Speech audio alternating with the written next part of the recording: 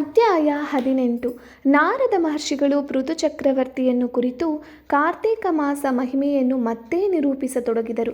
ಬೃಂದಾದೇವಿಯು ಸಹಗಮನ ಮಾಡಿಕೊಂಡ ಸ್ಥಳದಲ್ಲಿ ದೇವತೆಗಳು ಬೀಜಗಳನ್ನು ಚೆಲ್ಲಿದಾಗ ನೆಲ್ಲಿ, ಮಾಲತಿ, ತುಳಸಿ ಸಸಿಗಳು ಹುಟ್ಟಿದವು. ಆವರೆಗೂ ಬೃಂದಾದೇವಿಯ ಮೋಹಪರವಶನಾದ ಶ್ರೀಮನ್ನಾರಾಯಣನು ಲಕ್ಷ್ಮೀ, ಸರಸ್ವತಿ, ಪಾರ್ವತೀ ದೇವಿಯರು ಗಿಡಗಳ ರೂಪದಲ್ಲಿ ಕಾಣಿಸಿಕೊಂಡ ಕ್ಷಣ ಆತನ ಮೋಹ ನಾಶವಾಯಿತು. ಆದರೆ ಲಕ್ಷ್ಮಿಯು ನೀಡಿದ ಬೀಜಗಳು ಅಸೂಯಪರವಾಗಿಯೂ ಇದರಿಂದ ಜನಿಸಿದ ಮಾಲತಿ ಪುಷ್ಪಗಳು ವಿಷ್ಣುವಿಗೆ ಪ್ರಿಯವಾಗಲಿಲ್ಲ. ಶುದ್ಧವೂ ನಿರ್ಮಲವೂ ಆದ ಪ್ರೀತಿಯುಕ್ತವಾದ ನಲ್ಲಿಗಿಡ, ತುಳಸಿ ಪುಷ್ಪಗಳು ಪೀತಾಂಬರಧಾರಿಯಾದ ಶ್ರೀಮನ್ನಾರಾಯಣನಿಗೆ ಅತ್ಯಂತ ಪ್ರೀತಿಕರವಾದವು. ಇದರಿಂದ ಮೋಹದಿಂದ ಮುಕ್ತನಾದ ನಾರಾಯಣನು ತುಳಸಿ ಧಾತ್ರಿ ಸಮೇತನಾಗಿ ವೈಕುಂಠ ಲೋಕಕ್ಕೆ ಪಯಣಿಸಿ ತನ್ನ ಮೂಲ ರೂಪವನ್ನು ಸೇರಿದನು. ಶ್ರೀ ತುಳಸಿ ಮಹಿಮೆ. ಯಾರ ಗೃಹದ ಮುಂಭಾಗದಲ್ಲಿ ತುಳಸಿ ವನವಿದೆಯೋ ಅದು ತೀರ್ಥಕ್ಷೇತ್ರದಷ್ಟೇ ಸಮಾನವಾದ ಮಹಿಮೆಯಿಂದ ಕೂಡಿರುತ್ತದೆ. ಯಮದೂತರು ಅಲ್ಲಿಗೆ ಬರಲು ಭಯಪಡುವರು. ತುಳಸಿ ವೃಕ್ಷದ ಸನ್ನಿಧಿಯೇ ಸರ್ವ ಪಾಪಹರವಾಗಿದೆ. ತುಳಸಿ ಪೂಜೆಯನ್ನು ಯಾರು ಮಾಡುತ್ತಾರೋ ಅವರಿಗೆ ನರಕ ದರ್ಶನವಾಗದು. ಗಂಗಾ ಸ್ನಾನ, ನರ್ಮದಾ ದರ್ಶನ, ತುಳಸಿ ಸೇವನೆ ಈ ಮೂರು ಸಮಾನ ಪುಣ್ಯದಾಯಕವಾಗಿದೆ. ತುಳಸಿಯನ್ನು ನೆಟ್ಟರೆ, ನೀರುಣಿಸಿದರೆ, ಸ್ಪರ್ಶ ಮಾಡಿದರೆ ಮಾನಸಿಕ ಶಾರೀರಿಕ ಪಾಪಗಳು ಮಾಯವಾಗಿ ಅಖಂಡ ಪುಣ್ಯ ಪ್ರಾಪ್ತಿಯಾಗುತ್ತದೆ. ತುಳಸಿಯಿಂದ ಶ್ರೀಹರಿಯನ್ನು ಅರ್ಚನೆ ಮಾಡಿದವರಿಗೆ ಖಂಡಿತವಾಗಿಯೂ ಮೋಕ್ಷವೇ ಸಿಗುವುದು ಎಂಬುದರಲ್ಲಿ ಸಂಶಯವಿಲ್ಲ. ಗಂಗಾದಿ ಸಕಲ ಪುಣ್ಯ ನದಿಗಳು, ಪುಷ್ಕರ ಮೊದಲಾದ ತೀರ್ಥಗಳು, ನಾರಾಯಣನೇ ಮೊದಲಾದ ದೇವತೆಗಳು ಸನ್ನಿಹಿತರಾಗಿರುತ್ತಾರೆ. ಯಾವ ಪಾಪವನ್ನೂ ಮಾಡಿದರೂ ಸಹ ತುಳಸಿ ತೀರ್ಥ ಸೇವನೆ, ತುಳಸಿ ಮೃತ್ತಿಕೆಯ ಲೇಪಗಳಿಂದ ಸದ್ಗತಿಯನ್ನೇ ಪಡೆಯುತ್ತಾರೆ. ಅವರ ಬಳಿಗೆ ಬರಲು ಯಮದೂತರು, ಯಮನೂ ಹೆದರುವರು.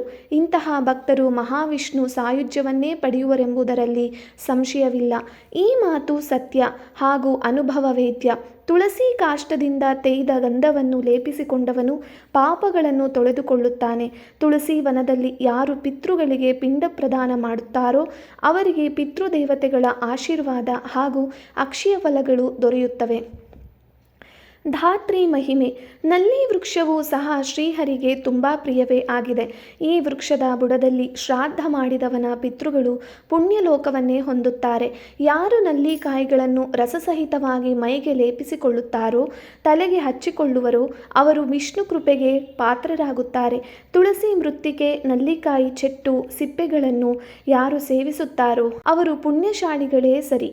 ನೆಲ್ಲಿ ಚೆಟ್ಟು, ತುಳಸಿ ಮೃತ್ತಿಕಾ ಸಹಿತವಾದ ಜಲದಿಂದ ಯಾರು ಸ್ನಾನ ಮಾಡುವರೋ ಅವರಿಗೆ ಗಂಗಾ ಸ್ನಾನ ಫಲ ದೊರೆಯುತ್ತದೆ. ನಲ್ಲಿ ಗಿಡದ ಎಲೆ, ಕಾಯಿಗಳಿಂದ ದೇವರಿಗೆ ಪೂಜೆ ಮಾಡಿದರೆ ಬೆಳ್ಳಿ ಬಂಗಾರದ ಪುಷ್ಪಗಳಿಂದ ಪೂಜೆ ಮಾಡಿದ ಫಲ ದೊರೆಯುತ್ತದೆ. ಸೂರ್ಯನು ತುಲಾರಾಶಿಗೆ ಬಂದ ಕಾರ್ತೀಕ ಮಾಸದಲ್ಲಿ ಮಾಡಿದ ಎಲ್ಲ ಸತ್ಕಾರವು ಅನಂತ ಫಲದಾಯಕವಾಗಿದೆ. ಯಜ್ಞ, ತೀರ್ಥಸ್ನಾನ, ದಾನ, ಜಪಗಳಿಂದ ಈ ಮಾಸದಲ್ಲಿ ಭಗವಂತನು ಪೂರ್ಣವಾದ ಅನುಗ್ರಹ ನೀಡುತ್ತಾನೆ. ಎಲ್ಲ ದೇವತೆಗಳು ಈ ಮಾಸದಲ್ಲಿ ನಲ್ಲಿ ವೃಕ್ಷವನ್ನಾಶ್ರಯಿಸಿರುತ್ತಾರೆ. ಕಾರ್ತೀಕ ಮಾಸದಲ್ಲಿ ದ್ವಾದಶಿಯಂದು ತುಳಸಿಯನ್ನು ಕೀಳಬಾರದು. ನಲ್ಲಿ ವೃಕ್ಷದ ಸಾನ್ನಿಧ್ಯದಲ್ಲಿ ಭಗವಂತನಿಗೆ ನಿವೇದಿತವಾದ ಅನ್ನವನ್ನು ಭೋಜನ ಮಾಡಬೇಕು. ಇದು ಬಹಳ ಪುಣ್ಯಕರ. ನಲ್ಲಿ ವೃಕ್ಷದ ಸನ್ನಿಧಿಯಲ್ಲಿ ಶ್ರೀಹರಿಯನ್ನು ಪೂಜಿಸಿದರೆ ಸಕಲ ವಿಷ್ಣು ಕ್ಷೇತ್ರಗಳನ್ನು ಸಂದರ್ಶಿಸಿದ ಪುಣ್ಯವು ಸಿಗುತ್ತದೆ. ಶ್ರೀಮನ್ನಾರಾಯಣನ ಮಹಿಮಾತಿಶಯಗಳನ್ನು ಹೇಗೆ ವರ್ಣಿಸಲು ಸಾಧ್ಯವಿಲ್ಲವೋ ಹಾಗೆಯೇ ತುಳಸಿ ಹಾಗೂ ಧಾತ್ರಿ ವೃಕ್ಷಗಳ ಮಹಿಮೆಯನ್ನು ವರ್ಣಿಸಲು ಚತುರ್ಮುಖ ಬ್ರಹ್ಮನಿಗೂ ಸಾಧ್ಯವಿಲ್ಲ. 1000 ಹೆಡೆಗಳ ಶೇಷದೇವನೂ ಕೂಡ ಕಾರ್ತೀಕ ಸ್ನಾನ, ದಾನ ಹಾಗೂ ಭಗವನ್ನಾಮ ಸ್ಮರಣೆಗಳನ್ನು ವರ್ಣಿಸಲಾರನು.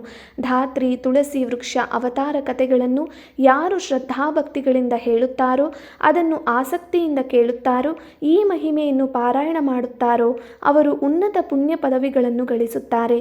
ಅವರ ಪಿತೃಗಳು ಸಂತುಷ್ಟರಾಗಿ ಅವರ ವಂಶವನ್ನು ಆಶೀರ್ವದಿಸಿ ಉತ್ತಮವಾದ ವಿಮಾನದಲ್ಲಿ ಮೋಕ್ಷ ಪದವಿಯನ್ನು ತಲುಪುತ್ತಾರೆ ಎಂಬಲ್ಲಿಗೆ ಕಾರ್ತೀಕ ಮಾಸ ಮಹಿಮೆಯ 18ನೇ ಅಧ್ಯಾಯ ಸಂಪೂರ್ಣವಾಯಿತು.